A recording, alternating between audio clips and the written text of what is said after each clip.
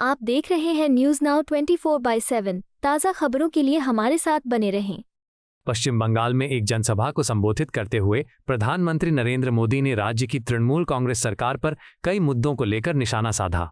अपने भाषण में उन्होंने विकास योजनाओं के क्रियान्वयन को लेकर सवाल उठाए और कहा कि राज्य के लोग अब पूछ रहे हैं कि अगर देश के बाकी हिस्सों में सरकारी योजनाओं का लाभ मिल सकता है तो बंगाल में क्यों नहीं। प्रधानमंत्री मोदी ने कहा कि जल जीवन मिशन के तहत देश के कई राज्यों में हर घर तक साफ पानी पहुंचाने का काम तेजी से किया जा रहा है, लेकिन पश्चिम बंगाल में इस योजना को लेकर लोगों में असंतोष दिखाई दे रहा है।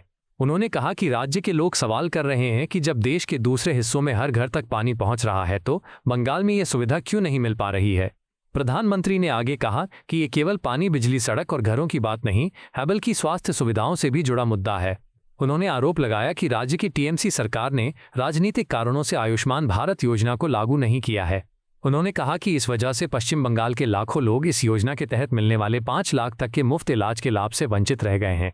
प्रधानमंत्री ने कहा कि केंद्र सरकार की कोशिश है कि देश के हर नागरिक तक विकास योजनाओं का लाभ पहुंचे। साथियों, इतना ही नहीं, यही हाल जल जीवन मिशन का भी है।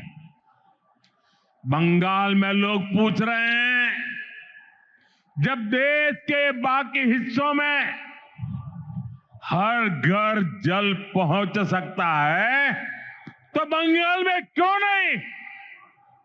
भाइयों बहनों, केवल बिजली, पानी, सड़क और घर इसकी बात नहीं है। ये टीएमसी सरकार अपनी स्वार्थी राजनीति की वजह से आयुष्मान योजना को लागू नहीं कर रही है। देश के करोड़ों लोग इस योजना के तहत 5 लाख रुपए तक के मुफ्त इलाज का लाभ उठा रहे हैं। मुझे बताइए, गरीबों को बीमारी में 5 लाख रुपए तक की मदद पहुंचनी चाहिए कि नहीं पहुंचनी चाहिए।